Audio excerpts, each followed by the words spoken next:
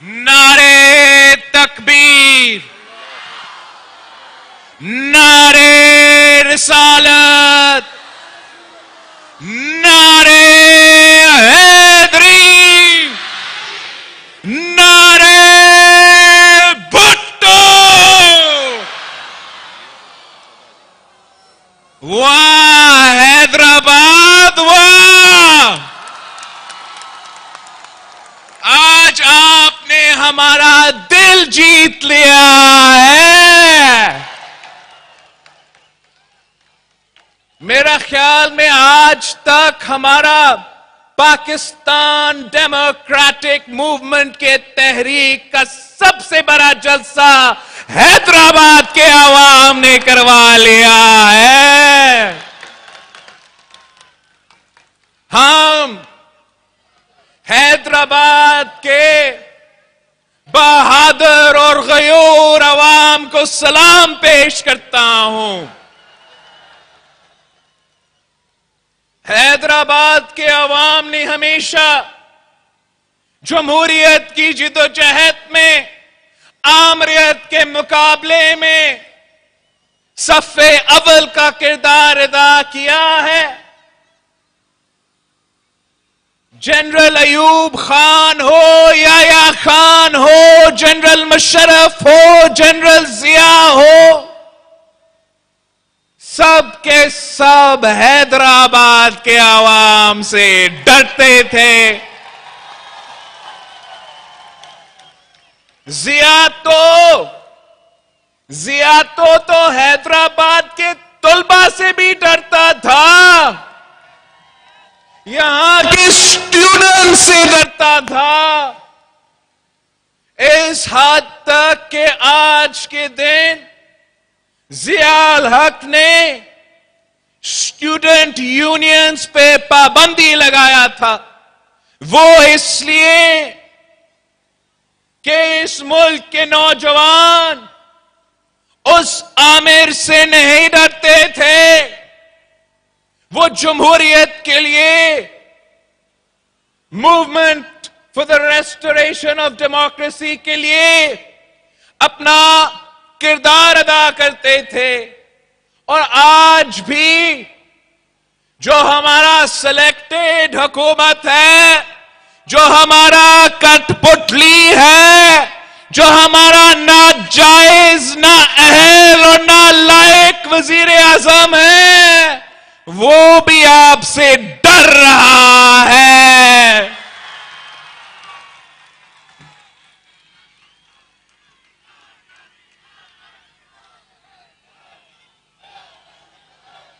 Selected کہتا ہے، ناجائز وزیر اعظم کہتا ہے کہ سندھ ہمارا صوبہ نہیں ہے. اگر سندھ وزیر اعظم کا صوبہ نہیں ہے تو کس کا ہے؟ آپ نہ صرف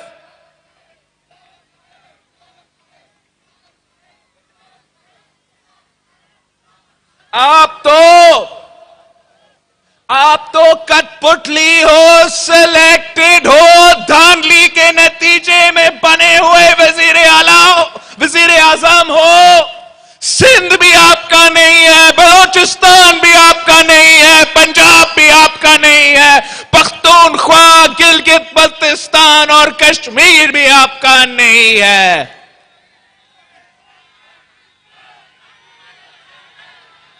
سندھ ہمارا صوبہ نہیں. کوئی بھی وزیر اعظم یہ لفظ اس دھرتی کے لیے کیسے استعمال کر سکتا ہے؟ سندھ عمران خان کا صوبہ نہیں، سندھ میں بسنے والے بھی اس کے نہیں. اسے نہ سندھ چاہیے، نہ سندھ کی عوام، مگر ہاں سندھ کے جزیرے اسے ضرور چاہیے، سندھ کا گیس اس کو ضرور چاہیے. سندھ کا کوئلہ اس کو ضرور چاہیے. سندھ کا جو ٹیکس ریونیو ہے, جو پیسہ آپ دیتے ہو اس کو ضرور چاہیے. لیکن وہ نہ آپ پہ خرچ کر سکتا ہے, نہ آپ کے مسائل دور کر سکتا ہے, نہ آپ کو روزگار دلوا سکتا ہے. وہ صرف اور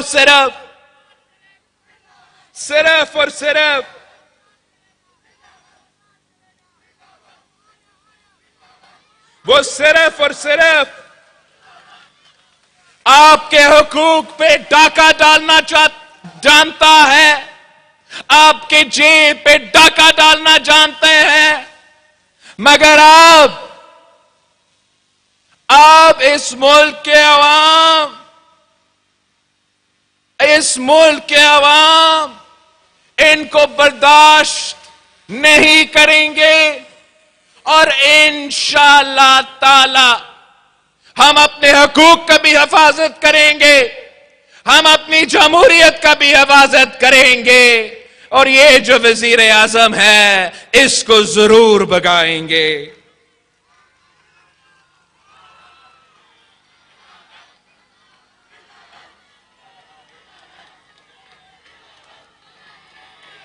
ہم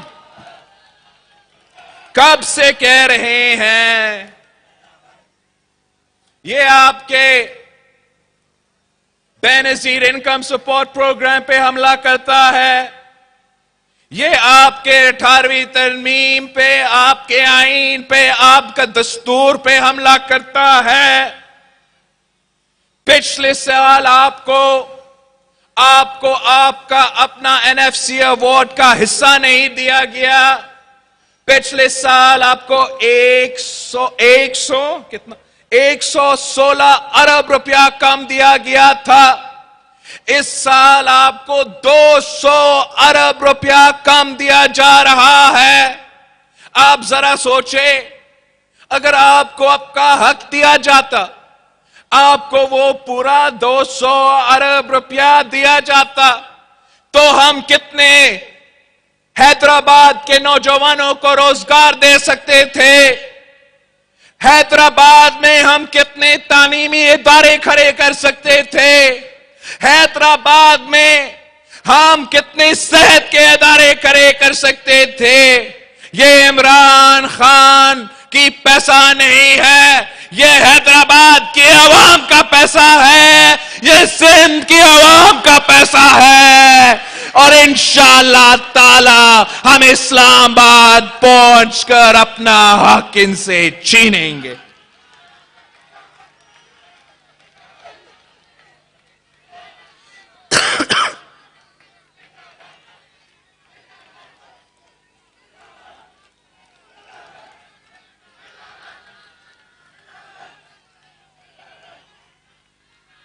پی ٹی آئی کی حکومت, یہ نالائق, ناجائز, نااہل حکومت اپنے ساتھ ایک مہنگائی کی سونامی لے آئی ہے.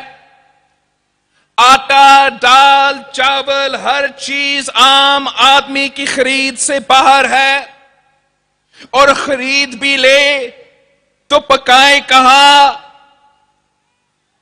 آٹے کی 20 کلو کی بوری 1237 روپے, آلو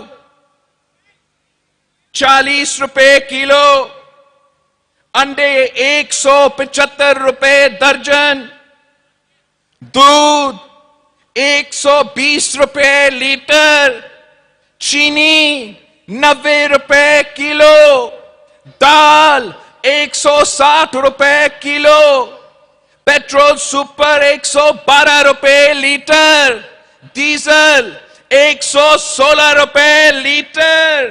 یہ سب عمران خان کے کارنامے ہیں. عمران نے وعدہ کیا تھا کہ نیا پاکستان لے کر آئے گا. نیا پاکستان تو مہنگا پاکستان نکلا. نیا پاکستان مہنگائی کا پاکستان نکلا. اور یہ صرف اس لیے کہ ہم ہم پہ یہ ناجائز حکمران مسلط کیے گئے ہیں. کسانوں کو ان کی فصل کی قیمت نہیں ملتی, کسانوں کا معاشی قتل ہو رہا ہے, محنت کشوں کو, مزدوروں کو ان کی محنت کے صلہ نہیں ملتا, مزدوروں کا معاشی قتل کیا جا رہا ہے, تاجروں کا معاشی قتل کیا جا رہا ہے. ہمارے بزرگ پینشنرز بھی سراپا احتجاج پہ ہے, ان کو اپنا پینشن نہیں دیا جا رہا ہے. ہمارے بزرگ پینشنرز کا بھی معاشی قتل ہو رہا ہے, اور یہ سب کے سب کچھ صرف اور صرف تبدیلی کی وجہ سے ہے. تاریخ میں سب سے زیادہ مہنگائی ہے, تاریخ میں سب سے زیادہ بے روزگاری ہے, تاریخ میں سب سے زیادہ غربت ہے, اور یہ سب کچھ عمران خان کی وجہ سے ہے. ہمارا کسان سراپا احتجاج ہے, ہمارا ہاری سراپا احتجاج ہے. ان کو اپنا ٹماٹر کا قیمت نہیں دیا جاتا, پیاز کا قیمت نہیں دیا جاتا, اور وہ صرف اس لیے کہ یہ نالائق حکومت اپنا پاکستانی کسان کے فصل تو خریدتا نہیں ہے, وہ باہر سے منگوا رہا ہے, اور نقصان آپ اٹھا رہے ہو, نقصان ہمارا غریب کسان اٹھا رہا ہے. عمران کی تبدیلی نے پاکستان میں یہ پچھلے 1 سال میں اتنا مہنگائی کر دی, اتنا بے روزگاری غربت قرار دے دیا کہ اب پاکستان کا 50% گھرانے مطلب آدھا ایک گھر پاکستان میں اب عمران خان کی وجہ سے, تبدیلی کی وجہ سے غذائی قلت کا شکار ہے. وہ اپنا راشنز میں کمی کر رہے ہیں, اس لیے کہ یہ غریب دشمن حکومت نے آپ کا جینا حرام کر دیا ہے. یہ غریب دشمن حکومت نے ہر وہ فیصلہ لیا ہے جو اس ملک کے مظلوم طبقہ کے خلاف ہے. یہ غریب دشمن حکومت امیروں کو ریلیف دلواتا ہے, امیروں کو ریلیف دلواتا ہے, مگر غریبوں کو تکلیف دلواتا ہے. یہ وہی حکومت ہے, یہ وہی عمران ہے جس نے 1 کروڑ نوکریوں کا وعدہ کیا ہے. میں حیدرآباد کے عوام سے پوچھتا ہوں, میں حیدرآباد کے نوجوانوں سے پوچھتا ہوں کہ ان 1 کروڑ نوکریوں میں سے کیا آپ کو ایک بھی نوکری دی گئی ہے؟ یہ وہی جھوٹا عمران ہے جو کہتا تھا کہ میں 50 لاکھ گھر بناؤں گا. میں حیدرآباد کے عوام سے پوچھنا چاہتا ہوں کہ کیا یہ سچ نہیں ہے کہ عمران کی حکومت انکروچمنٹ کے نام پہ, چاہے وہ حیدرآباد ہو, سکھر ہو, میرے اپنا لارکانوں کا رائس کنال ہو, غریبوں کے سر سے چھت نہیں چھین رہا ہے؟ کیا ان 50 لاکھ گھروں میں سے آپ کو ایک بھی گھر دیا گیا ہے؟ یہ وہی عمران ہے, یہ وہی عمران ہے جو کہتا تھا کہ وہ قرض نہیں لے گا. یہ وہی عمران ہے جو کہتا تھا کہ IMF کے سے بھیک مانگنے سے پہلے وہ خودکشی کر دے گا. اور 3 سال میں کیا کیا؟ 3 سال کے اندر ہی اندر تاریخ کا سب سے زیادہ قرض لے لیا. اتنا قرض لے لیا ہے کہ اگر آپ پاکستان کی ہر حکمران کا دور اس سے پہلے ملا بھی دے, پھر بھی آپ عمران کا قرض کا مقابلہ نہیں کر سکتا. عمران نے ہر پاکستانی کو قرضی بنا دیا ہے. ہر پاکستانی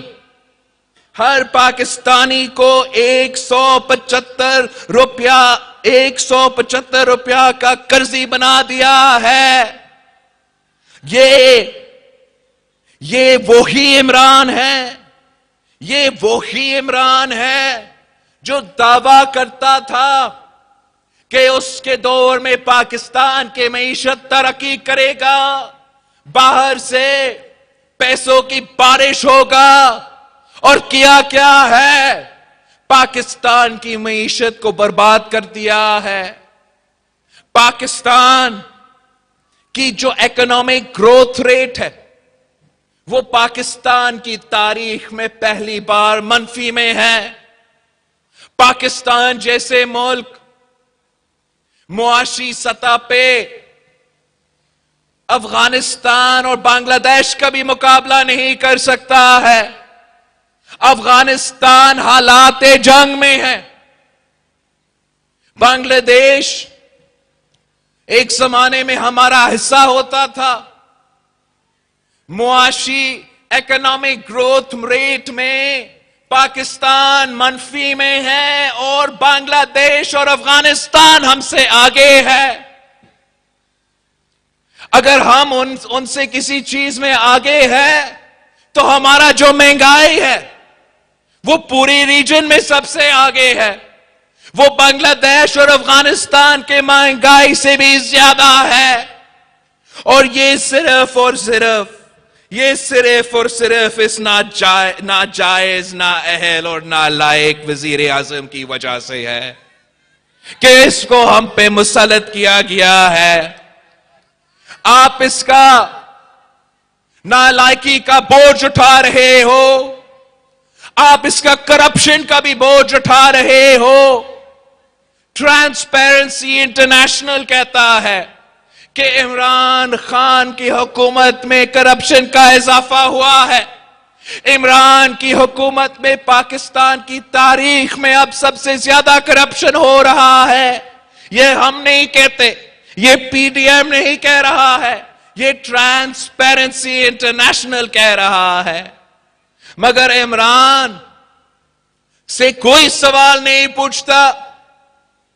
بی آر ٹی منصوبہ میں کرپشن, فورن فنڈنگ کیس میں کرپشن, معلم جبہ میں کرپشن, بلین ٹریز میں کرپشن, علیمہ باجی کی سلائی مشینز میں کرپشن, پاپا جونز کا پیزا میں بھی کرپشن, مگر کوئی ان سے پوچھتا نہیں.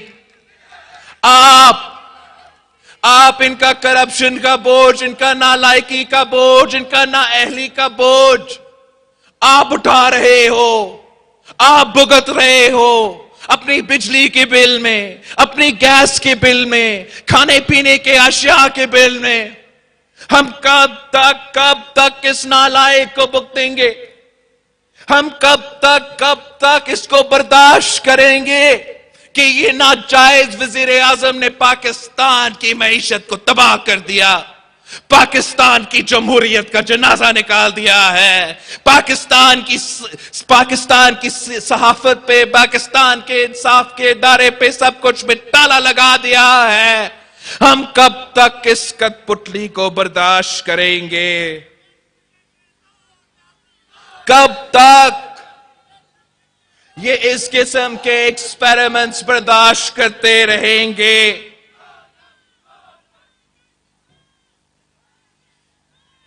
پاکستان کے عوام مشکلات کا سامنا کر رہے ہیں, معاشی بحران کا سامنا کر رہے ہیں, صرف اور صرف اس لیے کہ عمران ہم پہ مسلط کیا گیا ہے. اور اب وہ کہتے ہیں کہ اسٹیبلشمنٹ کو سیاست میں نہ گھسیٹو, میں آپ سے پوچھنا چاہتا ہوں، حیدرآباد کے عوام سے پوچھنا چاہتا ہوں کہ اسٹیبلشمنٹ کو سیاست میں کون گھسیٹتا ہے؟ کیا وہ گھسیٹتے ہیں جو ہر جلسہ میں کہتے ہیں کہ آپ کا کوئی رول نہیں ہے، سیاست سے دور رہو، ہر ادارہ کو اپنا اپنا کام کرنا چاہیے؟ یا وہ اسٹیبلشمنٹ کو سیاست میں گھسیٹ رہے ہیں جو ان کو انگلی پکڑ کے سیاست کرتے ہیں، جو ان کا انگلی پکڑ کے الیکشنز لڑتے ہیں، جو کہتے ہیں کہ ہمیں الیکشنز جتوا کے دکھائے، جو کہتے ہیں کہ ہمارا پولنگ سٹیشنز کے اندر اور باہر کھڑے ہو، جو کہتے ہیں کہ میڈیا کو بھی ہمارے لیے سنبھالو، ہمارا بجٹ بھی پاس کروا لو، جو کہتے ہیں کہ دوست ممالک ناراض ہے آپ ان کو بھی جا کے سنبھالو، جو کہتے ہیں کہ ہم نے فیکٹو لیجسلیشن پاس کرنا ہے اس پہ بھی ہمیں مدد کرو، گلگت بلتستان پہ کنسنسس بنانا ہے تو کنسنسس بناؤ، اور سینٹ انتخابات آ رہے ہیں ہمیں ذرا مدد کرو، ذرا مدد کرو۔ جب ان کو اپنا ہار نظر آتا ہے، جب ان کو پتا ہے کہ عوام ان کے ساتھ کھڑے نہیں ہے، جب ان کو اندازہ ہوتا ہے کہ آپ کی ووٹوں کی وجہ سے وہ حکومت نہیں بنا سکتے ہیں، وہ طاقت میں نہیں آ سکتے ہیں، وہ اقتدار میں نہیں آ سکتے ہیں، تو پھر اسٹیبلشمنٹ کو سیاست میں گھسیٹا جاتا ہے۔ ہم سے نہیں گھسیٹے جاتا ہے، ان سے گھسیٹے جاتا ہے۔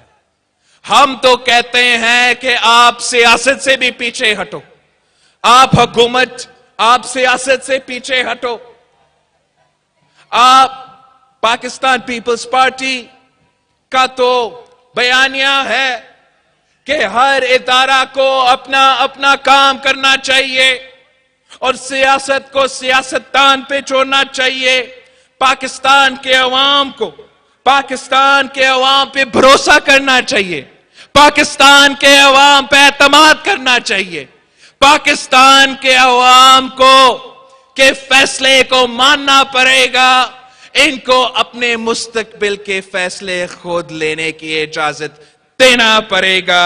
انشاءاللہ تعالی جس مقصد کے لیے پاکستان ڈیموکریٹک موومنٹ بنا ہے وہ یہ ہے کہ ہم نے طاقت کا سرچشمہ عوام کو بنانا ہے، اور انشاءاللہ تعالی ہم سب مل کے جدوجہد کریں گے، ہم سب مل کے محنت کریں گے، اس ناجائز نالائق نااہل وزیر اعظم کو بگائیں گے اور ایسے عوامی حکومت بنائیں گے، ایسے عوامی حکومت بنائیں گے جو آپ کا حقوق کا تحفظ کرے گے، جو آپ کا معاشی صورتحال کا تحفظ کرے گا، جو جمہوریت کا تحفظ کرے گا، اور انشاءاللہ تعالی ہم آپ کے سارے مسائل کا حل نکالیں گے۔ آپ سے آپ کا محنت، آپ کی جدوجہد ہم سب کے سامنے ہے۔ میں امید رکھتا ہوں کہ آپ تھکے ہوئے نہیں ہیں، آپ یہ محنت جاری رکھیں گے۔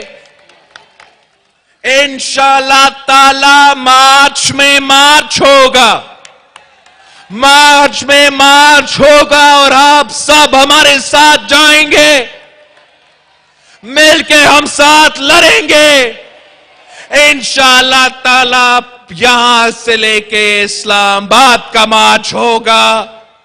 میں انشاءاللہ تعالی کراچی سے نکلوں گا، ہم سب اپنے اپنے علاقے سے نکلیں گے اور سب ملیں گے تو اسلام آباد میں ملیں گے، سب ملیں گے تو فیض آباد میں ملیں گے، سب ملیں گے تو اپارا چوک میں ملیں گے، سب ملیں گے تو ڈی چوک میں ملیں گے. ہم ان کو حکومت سے نکالیں گے, سلیکٹڈ کو نکالیں گے, نالائق کو نکالیں گے, ناجائز نااہل وزیر اعظم کو نکالیں گے, آپ کے حکومت بنائیں گے. آپ سب کا بہت مہربانی. پاکستان زندہ باد.